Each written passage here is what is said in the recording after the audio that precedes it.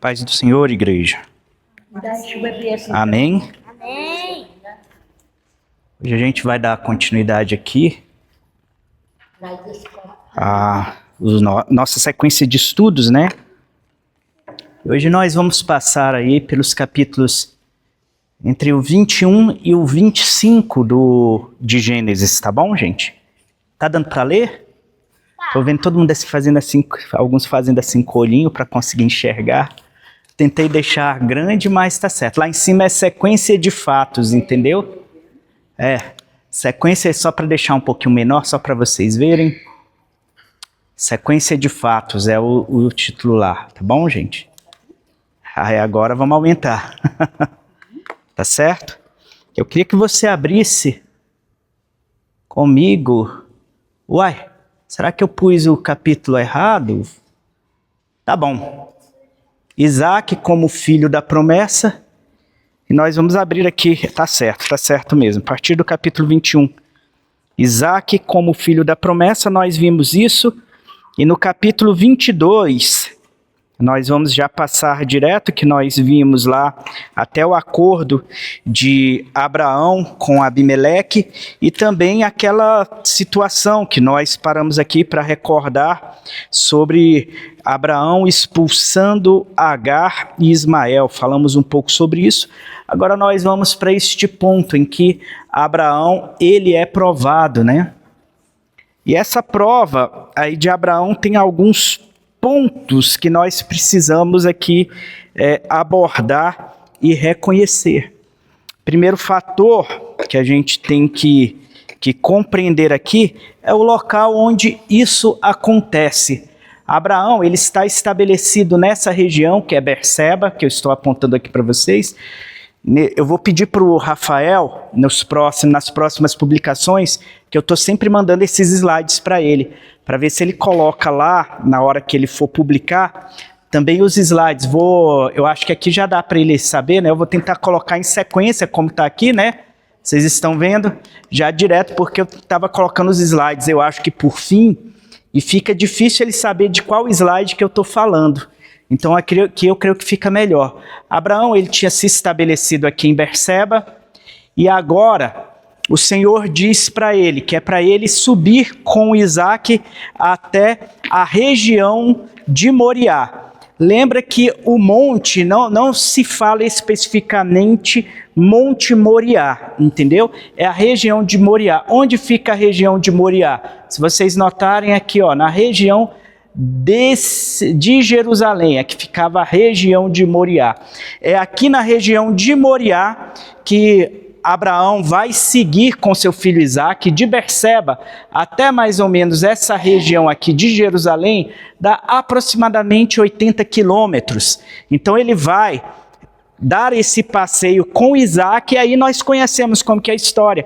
Ele pede para Isaac carregar a lenha enquanto ele carrega a brasa, e eles vão até o local da adoração. Nota que a tradição judaica, isso se trata de tradição judaica, né?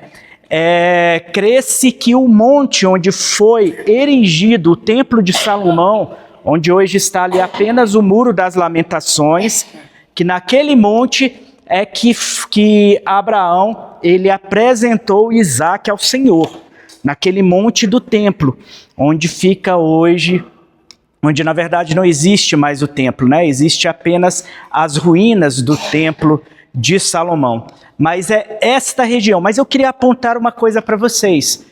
Que cidade que vocês estão vendo aqui, mais ou menos no meio dessa rota? Vocês estão conseguindo ler? Qual é a cidade que vocês estão vendo mais ou menos no meio dessa rota, entre Berseba e Jerusalém? Qual é a cidade que vocês estão conseguindo ver aqui? Hebrom. Vocês estão vendo que é mais ou menos no meio da rota. Já já eu vou explicar o porquê que eu quero que vocês se atenham a isso. Nota que Abraão, ele recebe a ordem de Deus, e Abraão era o cara que nós vimos no culto passado, que ele não estava assim, ele não tinha muita consideração para a validação de terceiros. Quando ele recebia alguma ordem, alguma promessa de Deus ou alguma ordem específica do Senhor, ele, sem se preocupar com o julgamento exterior, ele ia cumprir aquilo, ele ia obedecer. Ele era alvo da benevolência de Deus e, ao mesmo tempo, a sua fé lhe conferia a consciência de que a obediência à provisão do Senhor aconteceria. Nós até falamos aqui, mas acima está escrito lá, né? O Deus que provê, Jeová Jireh, ou seja, o Senhor lhe proverá um cordeiro. Falamos disso na ocasião ali, quando ele vai expulsar Agar e Ismael. Naquela ocasião, nós sabemos que existe um pesar no seu próprio coração, existe uma questão moral envolvida, mas ele passa por cima de tudo isso e ainda assim ele coloca o seu filho e Agar no deserto, na região aqui mais ou menos de Berseba e do Negueb. Ela vai descer mais ou menos para esta região com o seu filho Ismael. Por que eu estou dizendo isso? Abraão, ele sobe mais ou menos em segredo, ele não conversa com os seus servos qual é o intento dele. E também ele não repassa para Isaac qual é o intento dele. E para quem mais que ele não repassa a informação? Para Sara. Imagina como que Sara ficaria após saber que ele está levando o filho dela para o sacrifício. Agora eu quero lhes dizer uma coisa que nós temos que entender com relação a todo o livro de Gênesis. Isso daqui é o mais importante. As culturas daquela época, primeiro, a grande diferença, a grande revolução que há na questão da consciência acerca de quem Deus é, no livro de Gênesis, para toda a cultura que circunda aquele povo, Abraão, ele veio da Mesopotâmia, que é lá de cima que ele vai vir, né? Abraão vai vir lá de cima. Aqui nós estamos só com a região de Israel, mas ele sobe aqui, de onde ele está aqui até o local que ele vem, que é Arã, dá mais ou menos 850 quilômetros, de Berseba até Arã, que é onde ele estava. Nessa região, primeiro, a cultura lá era totalmente diferente da cultura dele. A cultura dos cananeus que estão aqui em volta é muito natural. Entre a cultura dos cananeus, o sacrifício de quê? De filhos. É extremamente natural. Outro ponto que vocês têm que entender. A cultura, tanto da Mesopotâmia quanto do Egito, eles entendem os poderes da natureza como sendo o quê? Deuses. Mas não somente eles. A cultura, quando nós atravessamos o Mediterrâneo e vamos ali, por exemplo, para a Península Balcânica, onde está a Grécia, nós vamos ver que a cultura dos gregos também se estabelece colocando os deuses como estes poderes. Nós temos, por exemplo, Atlas, que é o Deus que segura o mundo nas costas. Inclusive o nome Atlas vem desse Deus grego. Nós vemos Poseidon como o Deus que ele cuida dos poderes dos mares. Olha isso, sempre um Deus está vinculado a algum poder. Nós temos Hélio como Deus Sol. Lá quando nós vamos para a cultura egípcia também nós teremos um Deus relacionado ao Sol, como Ra, por exemplo. Nós vamos ter todos esses deuses vinculados a algum poder da natureza. Nós falamos um pouco disso quando nós estávamos numa das nossas ministrações aqui, dos nossos ensinos sobre o exílio, quando nós falamos sobre a batalha no exílio, e eu entrei especificamente nas 10 pragas. Vocês se recordam disso? Quando eu entro na questão das 10 pragas, nós falamos que ali Deus, ele está destruindo cada um daqueles deuses. Entretanto, Gênesis, o primeiro capítulo de Gênesis, vocês se recordam do grande detalhe? É que Deus, ele transcende tudo aquilo que é criado. Nota que ele está acima. O sol não vai ser visto mais como um Deus, mas como apenas algo que Deus criou.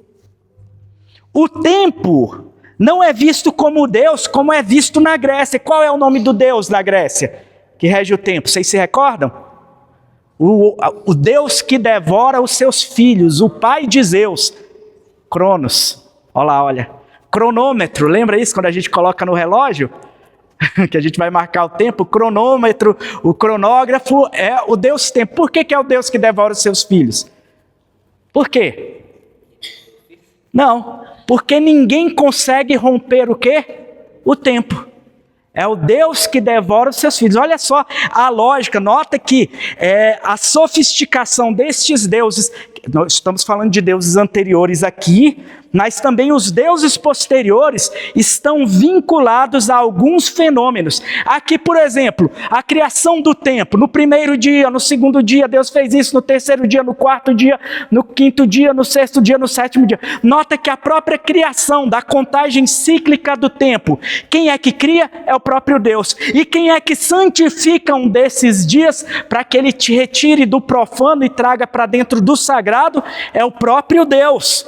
Vocês estão entendendo aqui? Onde que nós estamos estabelecendo? Grande diferença de Gênesis para todas as outras culturas que cercavam o povo de Israel, é que todos os poderes que se manifestavam eram tidos como deuses. Até mesmo o tempo, em alguns momentos, como nós vamos ver na Grécia, que já tem essa noção de tempo muito mais acurada, é tida como um Deus. Já para o Deus dos judeus, o Deus de Abraão, de Isaac e Jacó, ele não se submete a nenhuma dessas potestades. Outra coisa, se todos os poderes, eles exercem uma função de Deus para todas as outras culturas, o que o homem é nessa história?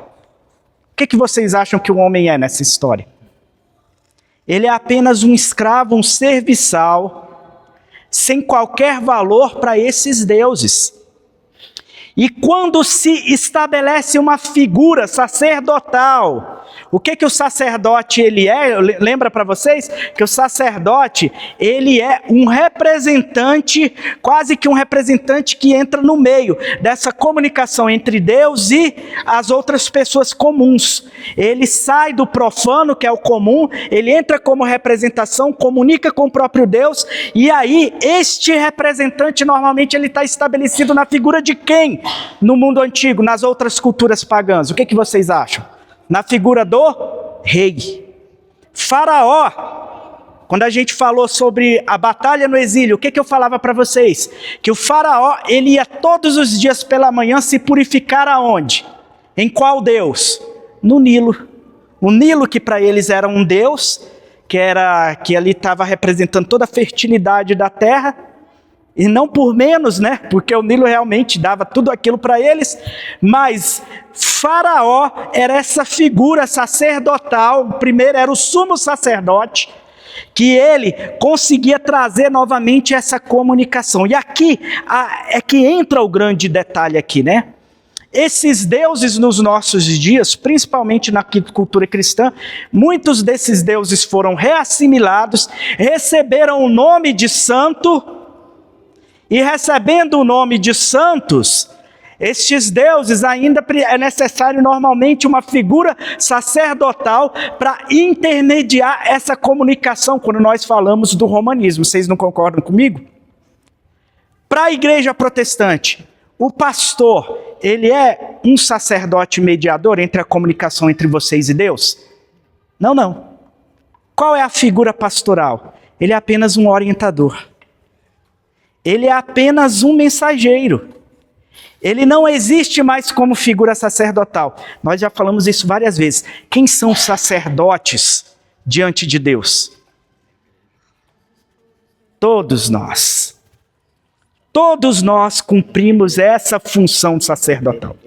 Exatamente, 1 Pedro 2,7. O pastor Divino está falando aqui. Todos nós cumprimos essa função sacerdotal. Mas essa função sacerdotal que nós estamos vendo acontecendo diretamente com Abraão, porque é uma voz do céu que vira para ele e diz: pega o teu filho que eu te dei, e você vai até a região de Moriá. Aqui, deixa eu voltar aqui para o outro, né? Você vai para esta região de Moriá, e lá no lugar que eu te apontar, você vai ofertá-lo a mim. Nota que aqui, Abraão, ele cumpre essa figura sacerdotal porque ele consegue verificar muito bem essa visão de Deus, essa ordem de Deus. Agora, mais um ponto aqui importante. Abraão, ele cumpre tudo, ele carrega a faca e a brasa, e quando eles chegam lá perto, ele deixa seus servos a certa distância, pega o rapaz, conduz o rapaz até o local onde vai ser o sacrifício. O rapaz, ele carrega a lenha, enquanto Abraão carrega o cutelo e a brasa para fazer. O rapaz, ele faz aquela pergunta que nós conhecemos. Nós temos aqui a lenha, temos o altar, nós temos tudo pronto, mas onde está o cordeiro? Aí é que Abraão, ele diz aquela palavra famosa que todos nós conhecemos, né? Cadê? Jeová Jireh, que significa Deus proverá o cordeiro. E existe uma distorção muito grande no mundo evangélico com relação a esta palavra. O Senhor proverá o cordeiro. Essa é a grande promessa daí. Não é o Senhor vai prover qualquer coisa ou qualquer capricho nosso. Não existe provisão de caprichos humanos aqui. Quando Abraão diz Jeová Jireh, significa ele proverá o cordeiro. Não é o Senhor que vem prover nossos caprichos, não.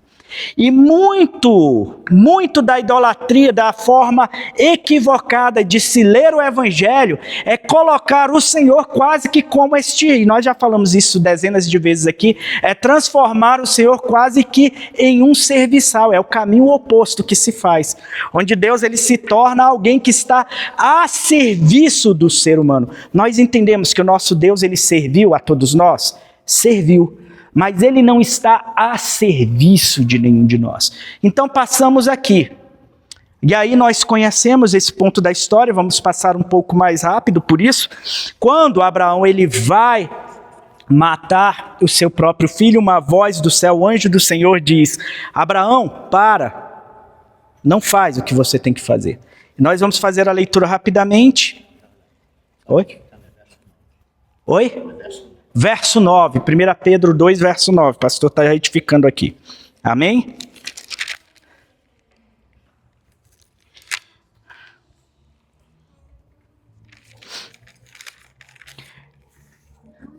Então, no verso 10 do capítulo 22.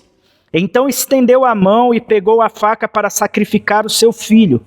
Mas o anjo do Senhor o chamou do céu: Abraão, Abraão. Eis-me aqui, respondeu ele. Não toque no rapaz, disse o anjo. Não lhe faça nada. Agora sei que você teme a Deus, porque não me negou seu filho, o seu único filho. E Abraão ergueu os olhos e viu um carneiro preso pelos chifres num arbusto, e foi lá pegá-lo, e o sacrificou como holocausto em lugar de seu filho.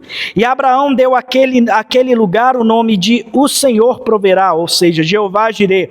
Por isso, até hoje se diz: no monte do Senhor se proverá. Pela segunda vez o anjo chamou do céu a Abraão e disse: juro por mim mesmo, declara o Senhor. Quando se fala o anjo do Senhor aqui, que figura que nós estamos falando? Teofania, aqui é a própria figura do Senhor Jesus, conforme nós cremos. Então o anjo do Senhor chamou e disse: juro por mim mesmo, declara o Senhor, que por ter feito o que fez, não me negando seu filho, o seu único filho, esteja certo de que o abençoarei e farei seus descendentes tão numerosos como as estrelas do céu e como as areias das praias do mar. E sua descendência conquistará a cidade dos que lhe forem inimigos, e por meio dela, da sua descendência, todos os povos da terra serão abençoados, porque você me obedeceu. Então voltou a Abraão a seus servos, e juntos partiram para Berseba, onde passou a viver. Nota que Abraão, ele sai dali e ele retorna para onde? Para Berseba. E aqui eu quero trazer algo interessante para vocês. A história de que Abraão quase imolou seu filho se torna uma história pública, de conhecimento público. O que vocês acham? Oi? É claro, senão Abraão nunca teria sabido. Gostei da resposta. Sim, se torna uma história pública. Quem vai ficar sabendo depois que eles retornam? Quem fica sabendo disso? A esposa dele. E aqui entra o grande ponto da escritura que dá para se inferir daqui. A partir daquele momento, nós vamos ver que a morte de Sara se dá em Hebrom. E Abraão está residindo em Berseba. Por que Sara reside em Hebrom e Abraão em Berseba? Vocês estão entendendo aqui onde que eu quero chegar? A voz do Senhor para Abraão, a prova é tão profunda que nem a sua esposa vai compreender. Numa terra onde é costume sacrificar filhos, numa terra onde ela sabe que ele pegou seu filho, foi lá e ia fazer. Dessa forma, primeira coisa que ela vai pensar, cara, não dá mais para confiar. Não estou falando que isso o texto está dizendo, mas se vocês notarem, quando, no próximo capítulo, no capítulo 23, quando Abraão tem a notícia da morte de sua esposa, a escritura vai deixar bem clara, que vamos ver aqui mais à frente, no verso 19 do capítulo 22, então voltou Abraão a seus servos e juntos partiram para Berseba, onde passou a viver. Vamos para o capítulo 23, Sara viveu 127 anos e morreu em Kiriat Arba, que é Hebrom, e Abraão foi lamentar e chorar por ela. Nota que aqui nós vemos que nem a sua esposa, sabendo do costume daquela região, sabendo do significado e sabendo que o seu marido, ele não desobedeceria ao Senhor, provavelmente aqui, muitos especialistas, estou falando para vocês que é o que se infere do texto, é o que se extrai do texto. E muitos especialistas bíblicos vão abordar também, dizendo isso, que é o que se infere do texto. Nota que a partir de agora, Sara, ela vai tomar uma certa distância de Abraão. Nota que aquele homem de Deus, para obedecer ao Senhor, ele não depende da validação nem mesmo da sua família. Isso é que é duro. Muitos conflitos em obediência ao Senhor, mas é lógico, aqui nós temos que entender que nós estamos diante de uma questão de total exceção. Mas muitos conflitos que há, muitas decisões que se tomam diante do Senhor, quando se tem certeza, o conflito se estabelece. Vamos dar continuidade aqui? Abraão, ele vai, na morte de Sara, ele se dirige de Berseba até Hebrom, que dá mais ou menos 40 quilômetros de Berseba até Hebrom, vamos dizer por volta de 40 a 45 quilômetros dessa região. E ali ele vai sepultar Sara. Deixa eu voltar. Aqui. A morte de Sara, vocês vão ver aí no capítulo 23, se dá na região de Hebrom, que ficava próximo aos carvalhais de Manre, que vocês conhecem essa história. E Abraão, ele compra de Efron o Hitita, ele compra o campo onde está a caverna, que ele vai sepultar o corpo da sua esposa. E nós vemos no capítulo 23, no verso 5, o quanto que aquele povo cresce em respeito em relação a Abraão, considerando-o como um príncipe entre eles. E aqui nós vamos dar continuidade. Abraão sepulta sua esposa e agora segue-se o capítulo. Abraão compra o campo e nós vamos para o capítulo 24, que ele vai tratar da esposa, a busca de uma esposa para Isaac. Abraão decide que a esposa de seu filho não pode ser daquele povo cananeu, não pode ser do povo daquelas proximidades. Então o que Abraão vai fazer? Ele vai mandar que o seu servo, ele venha para a região de Harã, que nós estamos, cadê Harã? Aqui, olha, ele vem para a região de Harã, e lá ele busque a esposa para seu filho. Lá é que ele vai conhecer seu servo, ele vai sair da região de Berseba, que fica aqui embaixo, ele vai andar aí aproximadamente 850 quilômetros para buscar uma esposa para seu filho. Mas há alguns detalhes aqui que eu quero passar para vocês rapidamente.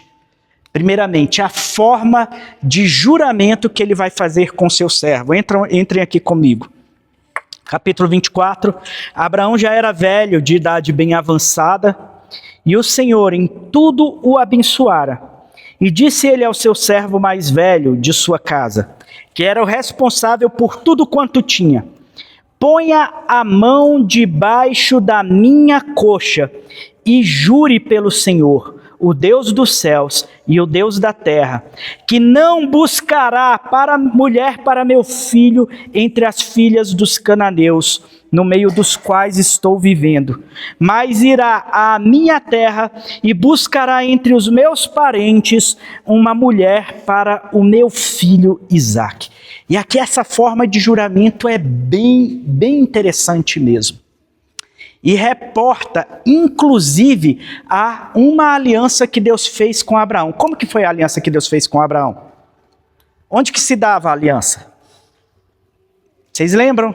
São várias alianças, né, gente? Mas uma das mais importantes, qual que é?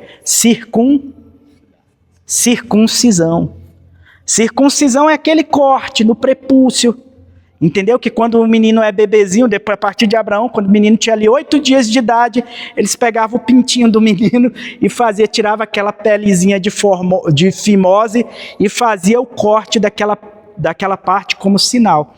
E aqui que entra o grande detalhe. Quando a escritura aqui diz que ele pôs a mão debaixo da coxa de Abraão, existia um costume naquela época que o juramento se dava quando o homem tocava na virilha do outro. Estranho isso. Estranho se falar disso. Era um negócio muito estranho, porque ali estava se fazendo um juramento pela posteridade. E a própria palavra testículo, sabia que ela vem do nome testemunho? Juramento, vocês sabiam disso? Olha que interessante isso. Isso daqui, vou passar para vocês. O juramento com a mão debaixo da coxa. Isso daqui são especialistas, não sou eu, entendeu? Significava que a mão era posta na virilha. A palavra testículo, do latim, significa testículos, que é o diminutivo de testes, cujo plural é testes.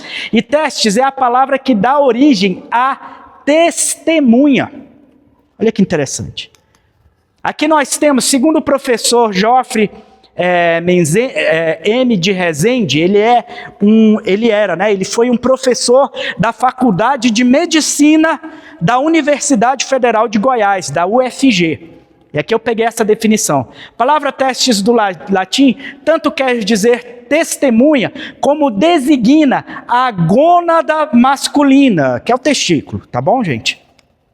Para a Bíblia de Jerusalém, jurar colocando a mão debaixo da coxa provavelmente significava invocar a posteridade que havia de sair de seus lombos. Em grego, os testículos se chamavam orques, palavra semelhante a orcos, que significa juramento. Olha onde que vai chegar este costume. E aqui a gente entende por que normalmente o testemunho não era aceito por mulheres. Olha para onde que a gente vai chegar. E olha onde que em Cristo muitos desses conceitos vão ser totalmente quebrados. Em Cristo, por exemplo, quando Jesus diz: não jurai por coisa alguma que há nos céus, sob os céus ou na terra, mas que a sua palavra seja sim, sim, não, não. Isso é o sermão do monte. E as primeiras testemunhas da ressurreição de Cristo, quem são? Mulheres. Nota que tudo isso vai sendo totalmente quebrado em Jesus Cristo, porque agora o testemunho das mulheres é aqui que entra o grande detalhe de todo o Evangelho. Se o Evangelho fosse uma proposta de mentira para poder convencer o povo judeu, e o povo judeu, eles entendem dessa forma ou não? O que vocês acham? Eles desde sempre, eles ouvem a história de que o juramento se dava com a mão debaixo da coxa, ou seja, o cara pegava a mão e tocava a virilha do outro. Era dessa forma, que o testemunho, por esse motivo, que a testemunha normalmente não se admitia a mulher como testemunha. Entre os judeus já estava totalmente entendido isso. Principalmente quando os fariseus, e eu quero que vocês entendam, que os fariseus aqui, eles se tornaram, a cultura dos fariseus, que ela nasce depois de Esdras, já em Esdras, né, depois do exílio, nós vamos ver Esdras como um escriba, e ali vai vir o costume dos fariseus. O costume dos fariseus, hoje nós vemos ele dentre os rabinos. Os rabinos que nós conhecemos hoje, eles advêm da cultura dos fariseus. E os rabinos, eles guardam essas tradições e eles guardam esse entendimento dessa forma.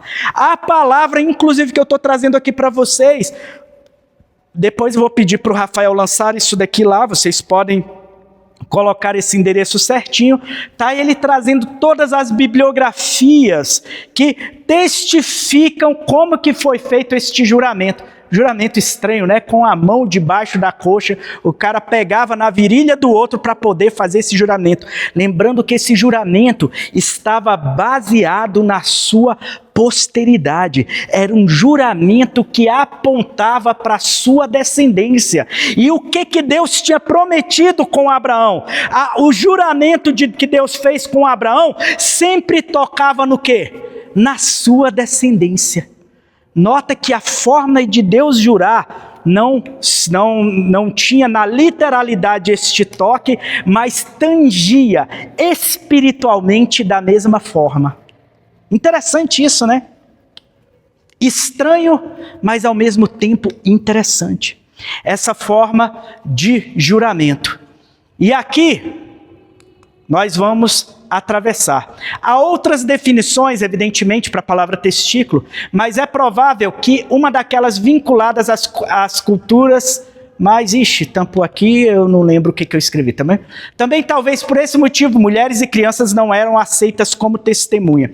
Por fim, Geoffrey Rezende, né, esse médico, professor da Faculdade de Medicina da UFG, que foi professor lá, né, ele diz: qualquer que seja a interpretação que se queira dar, parece evidente que a presença da mesma raiz nas palavras que designam testemunha e testículo não se deu por acaso, ou seja, vem de culturas muito, mas muito antigas mesmo, tá bom, gente?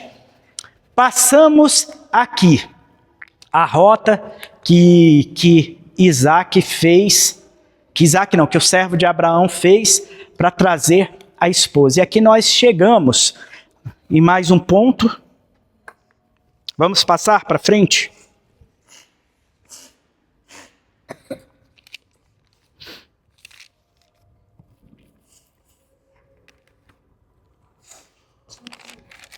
Vamos para o capítulo 24. Tá bom? Ainda.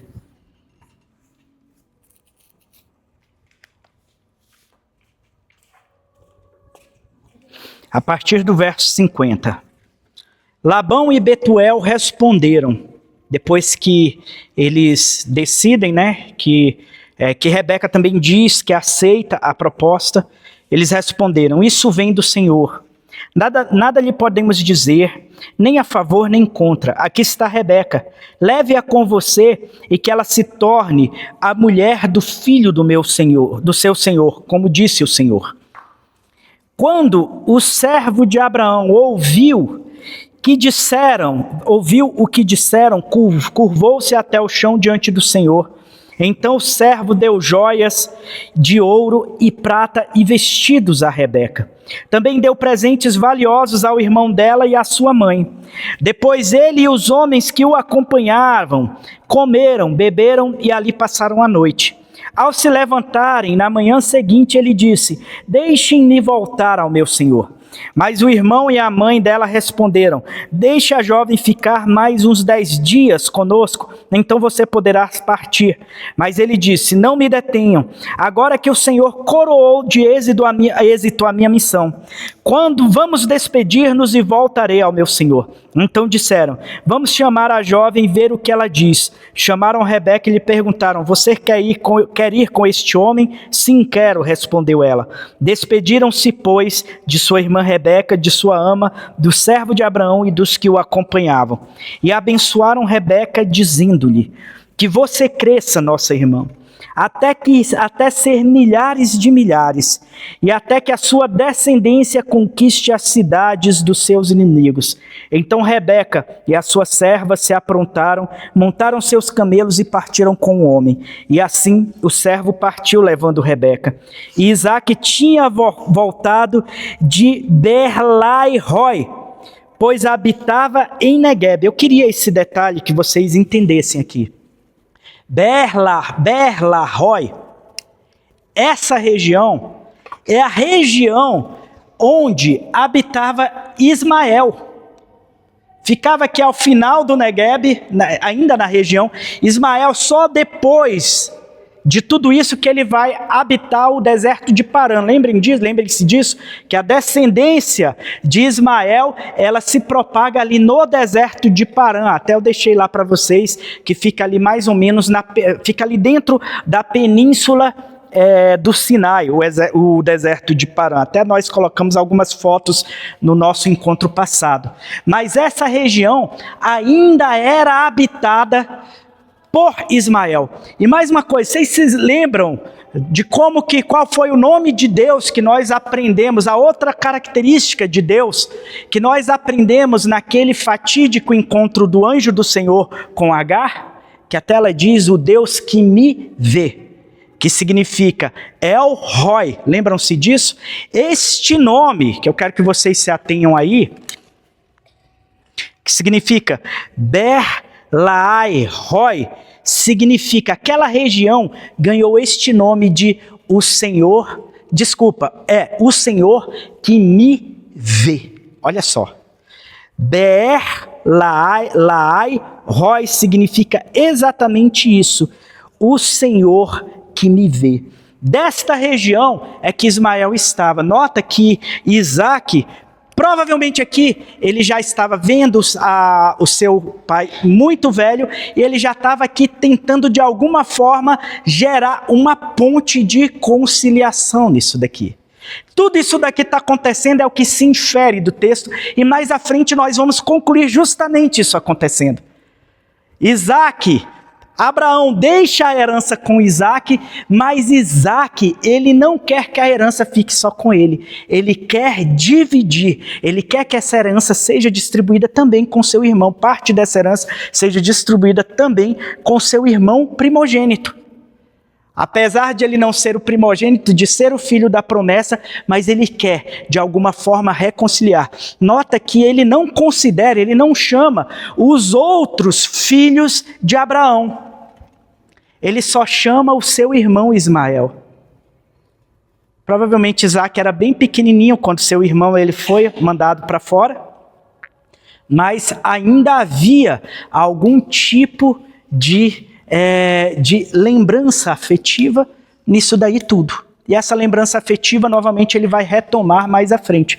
E já os filhos de Abraão, já com Quetura, eles são citados aqui, a sua descendência, inclusive os midianitas. O sogro de Moisés é um midianita, ou seja, eles estão aparentados por meio de Abraão. Os midianistas, eles são descendentes de Abraão com Quetura. Tá bom, gente? Mas vamos lá. Então, dito isso, pois habitava no Neguebe. Certa tarde saiu para o campo meditar e, ao erguer os olhos, viu que se aproximavam camelos. Rebeca também ergueu os olhos e viu Isaque. Ela desceu do camelo e perguntou ao seu servo: quem é aquele homem que vem pelo campo ao nosso encontro? E ele disse: é meu senhor, respondeu o servo. Então ela se cobriu com o véu. Depois o servo contou a Isaque tudo o que havia feito. Isaque levou Rebeca para a tenda da sua mãe, Sara, e fez dela sua mulher, e a amou. E assim Isaque foi consolado após a morte de sua mãe. E aqui nós temos outro detalhe que eu acho bem interessante, que nós vamos verificar aqui. Deixa eu voltar, deixa eu ver. Não, é aqui mesmo. Ai, passei. Minutinho. A consumação do casamento, desde os tempos mais remotos e espiritualmente falando, isso é muito sério de se pensar. A consumação do casamento, ela não se dá por meio de um documento civil. Nunca foi dessa forma. Para vocês terem uma ideia, aqui no Brasil, só a partir de 1890 é que o casamento civil ele foi regido. O casamento civil, ele existe para questões puramente contratuais, para questões patrimoniais. Ele existe para decisões patrimoniais. O casamento civil, ele é um contrato. A aliança do casamento, ela se dá pelo ato de intimidade entre o casal. E aqui é um ponto muito importante. A importância de se guardar está exatamente nisso. Porque quando nós vamos para 1 Coríntios capítulo 6, verso 16, nota primeiramente, no verso 67 de Gênesis, nós vamos ver do capítulo 24 de Gênesis, nós vamos ver que no momento que ele leva ela para a tenda da sua mãe e a conhece, tem intimidade com ela, a partir desse momento a aliança do casamento está estabelecida. A aliança do casamento está estabelecida. Paulo ele vai dizer, ou não sabeis, no capítulo 6, verso 16 de 1 Coríntios, ou não sabeis que o homem que se une a uma prostituta forma com ela um só corpo, porque como se diz, serão os dois uma só carne. E aqui nós estamos diante de um ponto muito claro nos nossos dias. Quanto maior o ato de promiscuidade, e o ato de promiscuidade, ele é um ato de perversão contra a natureza instituída por Deus. É um ato de perversão. A perversão, lembrem que a gente gosta sempre de utilizar aqui os radicais. Radicais significam as raízes das palavras. A palavra perversão tem o mesmo radical da palavra perverso, que tem o mesmo radical da palavra pervertido. Todas essas palavras, elas encontram um mesmo radical. Lembrem-se que o ato da cópula, ela é tão sério que ela está estabelecida naquela intimidade juramental, testemunhal. O ato da cópula, ela é um ato de juramento para a posteridade. É mais íntimo do que o juramento que põe a mão debaixo da coxa. Cara, isso é muito sério. Para o nosso tempo, onde se brinca com isso o tempo todo, e aqui eu vou colocar as nossas músicas, as nossas canções, a nossa cultura, ela simplesmente desfacelou isso. E a que ponto que a alma das pessoas tem se diluído por causa dos divórcios que tem acontecido, porque a cada ato de intimidade, que aconteceu um casamento, e a cada separação há um divórcio. É isso que nós vivemos no nosso tempo. Por isso que o ser das pessoas tem sido totalmente pela perversão, por estarem completamente com suas consciências pervertidas. Por isso que o ser das pessoas tem se diluído tanto. Antigamente, quando a gente ia estudar, até antes do ano de 2009, que houve uma alteração do Código Penal, que ele colocou os atos libidinosos, inclusive, como também estupro. Mas quando a gente ia estudar os crimes contra a liberdade sexual, isso está no Código Penal, a gente ia ver o grau de podridão a qual as pessoas, a consciência das pessoas consegue mergulhar quando elas não consideram mais o quanto é sagrada a intimidade.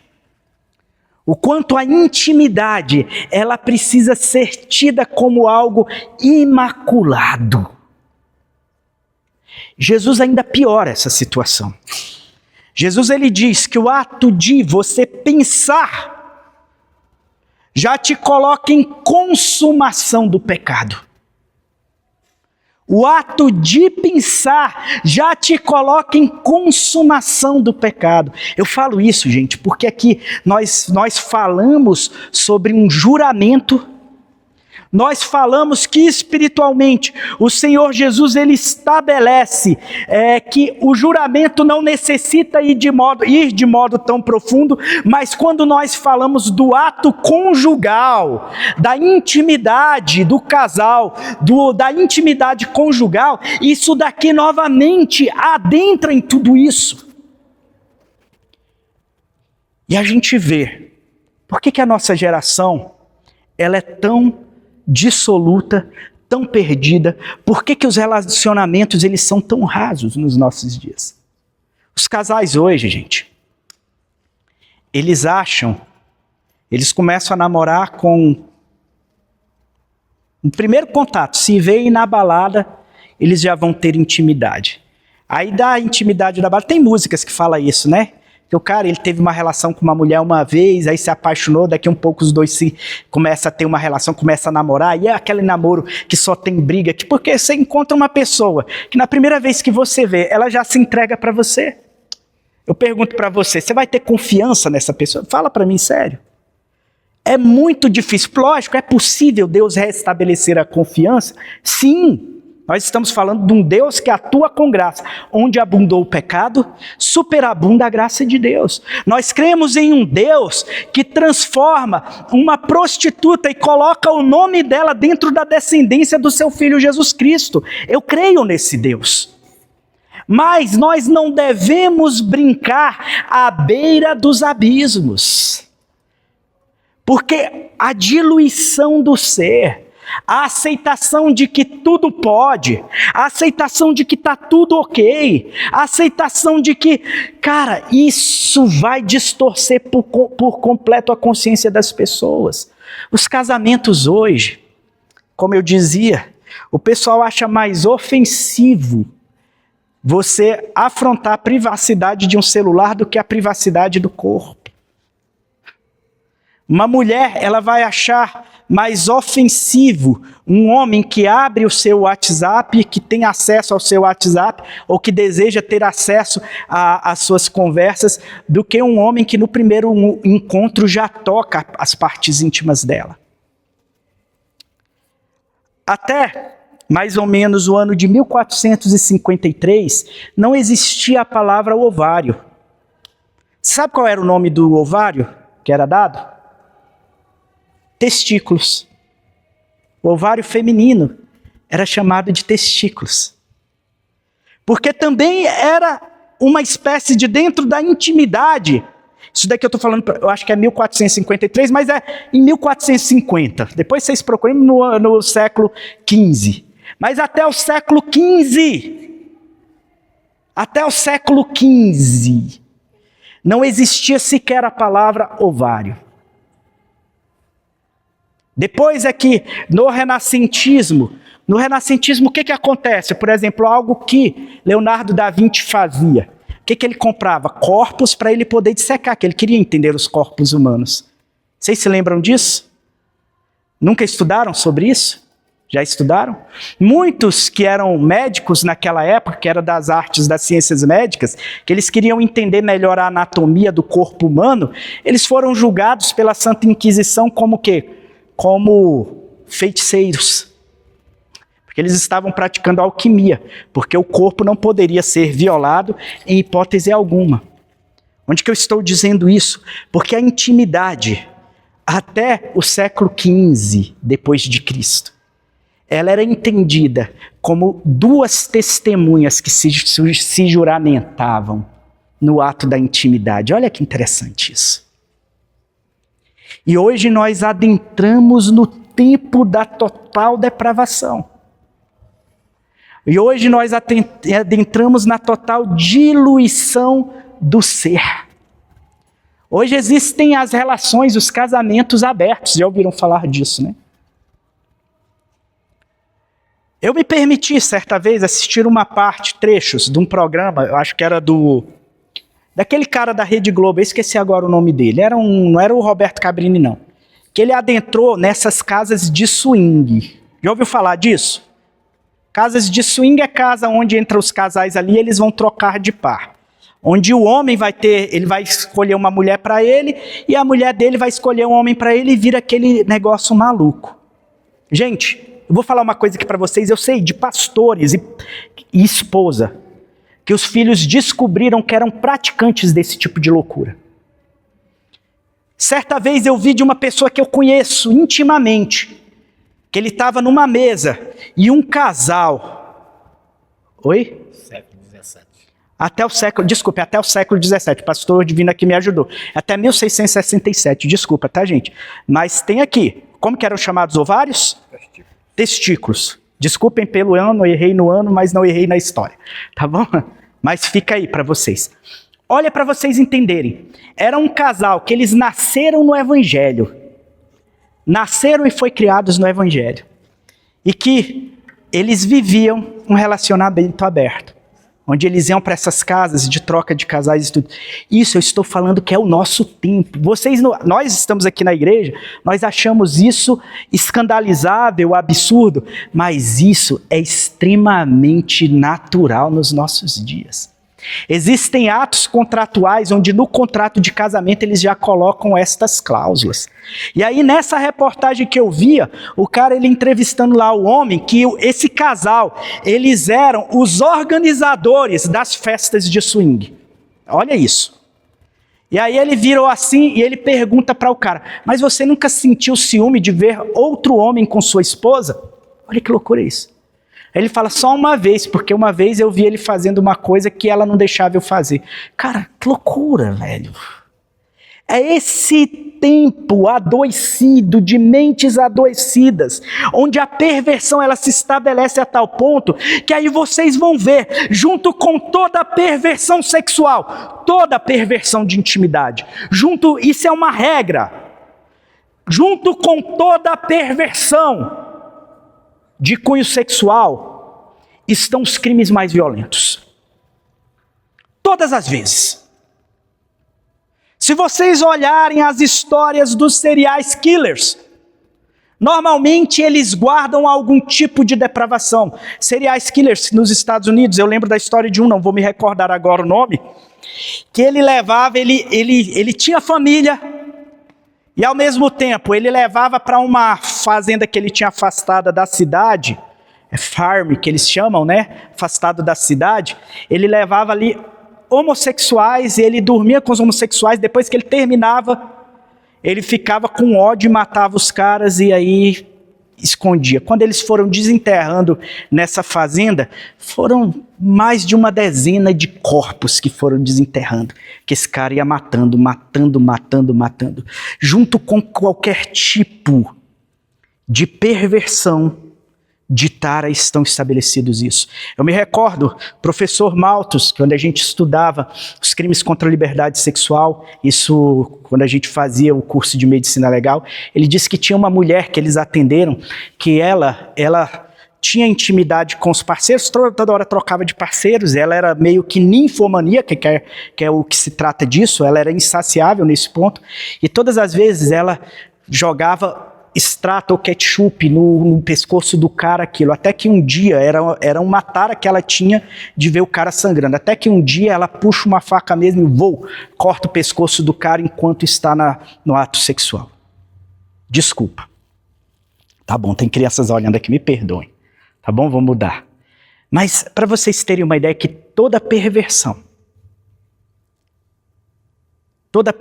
está atrelada a isso. Toda perversão. Ai, meu Deus, esqueci. Hoje era para maiores de 16. Mas tudo bem, né? Passa, né? Tá tranquilo, né? Toda perversão está atrelada à questão da intimidade. Uma sociedade que se dilui a este ponto é uma sociedade que ela vai se tornar perversa. Se não há mais compromisso juramental com relação a isso, vocês acham? O compromisso juramental que existe na intimidade, ela aponta para onde? Para a posteridade. Você acha que há compromisso com os filhos? Por que vocês acham que na nossa geração os pais têm abandonado os filhos tanto assim? Por que vocês acham que é tão comum? No Brasil, por exemplo, conforme já falei algumas vezes aqui, o censo de 2023, 60% dos lares brasileiros ser um local de ele ser chefiado por mãe solo. Para analisar, 60% dos lares brasileiros são chefiados por mãe solo. Por que vocês acham que é tão comum na atualidade mulheres que elas vão ter filhos porque se engravidaram dentro de toda a libertinagem e vão largar os filhos sendo cuidados pelas avós e não estão nem aí para os meninos, vão querer viver de balada em balada, depois que ela encheu a casa, a avó de filho, e ela está ali perto dos 30 anos, ela fala, cansei de moleque. Isso daqui é um ponto que a igreja precisa observar. Todos esses vídeos que são não apropriados para menores de 18 anos, tudo isso que está no mundo hoje, que há um clique, se toca, que vem junto, que gera esse efeito dopaminérgico, que vem junto com apostas, casas de apostas, vem junto com tudo isso. Todas essas coisas estão atreladas a isso daqui. Existe um efeito espiritual que eu não sei explicar para vocês, mas eu sei que a mente e o espírito das pessoas se diluiu por conta que não se considera o principal dos juramentos que nasce em Gênesis 1 e em Gênesis 2. Osso do meu osso, carne da minha carne. Se esse principal dos juramentos ele já não é mais considerado, o que mais vai ser considerado na nossa sociedade? Se isso tudo se torna peça de riso, de escárnio dentro dessas músicas sertanejas, dentro desses funks que são colocados por aí, dentro de tudo isso que é colocado por aí, se existe um escárnio com algo que é tão sagrado diante do Senhor, eu pergunto para vocês, o que sobra? A nossa sociedade será destruída. Isso eu não estou falando, gente. É o marxismo cultural que está destruindo a nossa sociedade. Não. Tanto de conservadores que são depravados, homens que traem suas esposas, homens que levam seus filhos para experiências em lugares que são inomináveis. Tudo isso está acontecendo debaixo dos nossos olhos. E a igreja precisa se erguer para um convite à pureza, sim. Para um convite à graça que faz com que até mesmo uma prostituta deixe de ser prostituta. Para homens que outrora que foram depravados possam ser alcançados pela graça e a pureza adentrar nos corações. Existe jeito e o jeito se chama o Evangelho do Senhor. O Evangelho do Senhor. Passado isso, dito isso para a gente finalizar, capítulo 25, dos versos 1 ao 11, vão tratar da morte de Abraão e ao mesmo tempo vão falar dos filhos de Abraão com Quetura. Beer Lahai Roi, o poço daquele que vive e me vê. Esse foi o lugar onde Ismael, ele habita, se vocês quiserem ler aqui, no capítulo 25, a partir do verso 12, este é o registro da descendência de Ismael, filho de Abraão, que Agar, a serva egípcia de Sara, deu a ele. São estes os nomes dos filhos de Ismael alistados por ordem de nascimento. Nebaiote, o filho mais velho, Kedar, Adbeel, Mibzão, Misma, Dumá, Massá, Haddad, Temá, Getur, Nafis, Kedemar. Todos foram esses os 12 filhos de Ismael, que se tornaram líderes de suas tribos. Os seus povoados e acampamentos receberam os seus nomes. Ismael viveu 137 anos e morreu reunido com seus antepassados. Seus descendentes se estabeleceram na região, os seus descendentes, não ele, porque ele morava nessa região de Beer Lahai Roi, mas os seus descendentes se estabeleceram na região que vai de Avilá a Assur, próximo à fronteira com o Egito, na direção de quem vai para Assur. E viveram em hostilidade contra todos os seus irmãos. E a gente para por aqui, tá bom, gente? A gente vem até aqui para a gente, no próximo encontro, a gente entrar aí na história de Jacó e Esaú e a gente tentar finalizar, já caminhar bastante para ir finalizando o livro de Gênesis. Amém? Vamos ficar de pé? Eu vou tomar mais cuidado nos próximos encontros para não abordar temas assim que são tão pesados, mas a gente precisava abordar isso hoje. Vocês entendem, né, gente? Às vezes é melhor um choque de realidade e para que a gente aborde alguns temas que são tão comuns nos nossos dias e que revelam muito da destruição da nossa sociedade. Amém? Feche os seus olhos.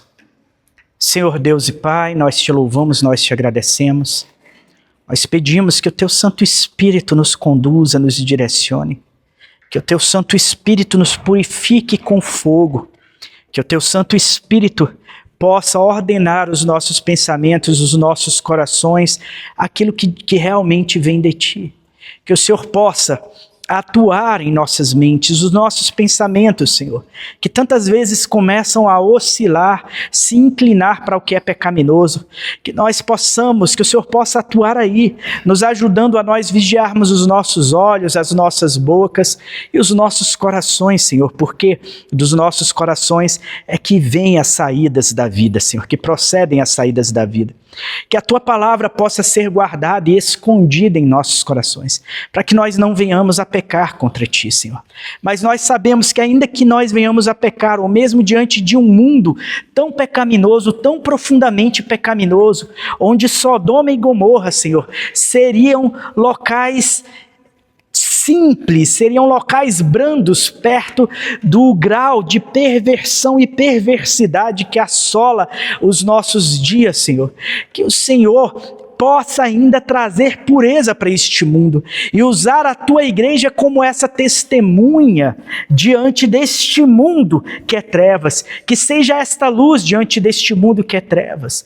A Tua nação de Israel tinha sido conclamada para ser luz de todos os povos, mas hoje o que nós vemos dentro da cultura rabínica é apenas uma consciência fechada que não se preocupa mais em um testemunho que se impera diante daqueles que estão perdidos. Sim, Senhor, as mentes deles estão fechadas, os seus olhos estão fechados para entender o que o Senhor significa e o que o Messias significou desde que ele veio, morreu e ressuscitou. Mas para nós, Senhor, que éramos zambujeiros, que éramos oliveiras bravas, e que fomos enxertados na oliveira verdadeira, que fomos enxertados na descendência de Abraão, que hoje somos também Israel, Pai. Sobre nós, Senhor, incumbe, Senhor, o dever de sermos luz, Pai. De sermos luz e de apregoarmos a luz, Senhor, porque o Senhor nos chamou para a santidade, para a santificação. O Senhor nos chamou para a pureza de consciência, para a pureza dos nossos olhos, para a pureza das nossas obras, Senhor. O Senhor nos chamou para um testemunho que não depende mais de ser juramentado com a mão sobre a coxa, mas que se estabelece no sim que é sim e no não que é não. E o que passar disso, Senhor, para nós que já estamos vinculados a Ti, Senhor, é apenas procedência maligna, Senhor. Então as nossas promessas, Senhor, se estabelecem do modo mais simples, é no pacto, é no compromisso de que se diz, e que se dizendo, se faz, Senhor, ou então nem se compromissa. Nós te pedimos também, Senhor, que nenhuma dessa malignidade, Senhor, e perversão que acontece em todos os lugares, Pai, que estão hoje, Senhor, a um palmo de distância, que estão hoje na palma da nossa mão, Senhor, por meio de tanta depravação que há na internet, que há nos aparelhos, nas tecnologias que hoje estão junto a nós, Senhor, que nada disso, Senhor, possa adentrar os nossos lares, Pai, que nada disso venha adentrar os nossos lares, Senhor, que nós venhamos a sermos conservados diante de Ti, Senhor, e que, Senhor, que o nosso desejo, ele se expanda e que nosso desejo, Senhor, se atrele unicamente a Ti, Senhor. Que o nosso desejo esteja vinculado a Ti, Senhor, porque quando nós começamos a Te buscar de todo o nosso coração, e quando o nosso desejo começa a apontar para Ti, quando a Tua igreja entende que tem diante dela a oração que gera uma conexão maior contigo, quando nós sabemos que podemos nos disciplinar mais e mais através do jejum, da dedicação, que nós podemos, Senhor, cada vez mais purificar as nossas mentes e os nossos corações, nos dedicando, Senhor, a mais e mais uma conexão íntima contigo, que todos esses pecados, Senhor, toda essa inclinação pecaminosa, ela vai se abrandando dentro de nós, Pai. Ela vai se abrandando e vai se extirpando de dentro de nós, Senhor. E nós vamos nos tornando cada vez mais parecidos contigo, Senhor. Cada vez mais parecidos e obedientes a Ti, Senhor. Levando a obediência, Senhor, até mesmo ao ponto de colocá-la maior do que a nossa própria vida e do que a nossa própria existência, inclusive maior do que qualquer um possa pensar acerca de nós, Senhor. Que nós não venhamos, Senhor, a tropeçar e a cair naquilo, Senhor, que simplesmente corrói o nosso ser, que destrói, que nos consome, que nos deforma, Senhor, mas que nós sejamos transformados pela renovação do nosso entendimento, para que nós venhamos a experimentar a Tua boa, agradável e perfeita vontade, Senhor. E só assim, Senhor, nós poderemos nos tornar cada vez mais conforme a Tua imagem, Senhor.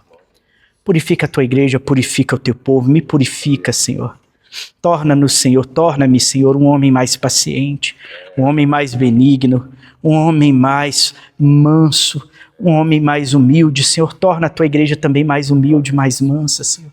Perdoa-nos, Senhor, as nossas falhas, as falhas que nós cometemos, Senhor, contra aqueles que nós amamos, Senhor, contra nós mesmos e contra Ti, Senhor, contra os nossos corpos e contra Ti, Senhor. E nos purifica, Senhor, para que nós sejamos conservados íntegros, Senhor. Que esta igreja, Senhor, seja apresentada diante de Ti, Senhor, pura, santa, como uma noiva sem mácula, Senhor. Que esta congregação seja apresentada para Ti dessa forma, Senhor, em nome de Jesus.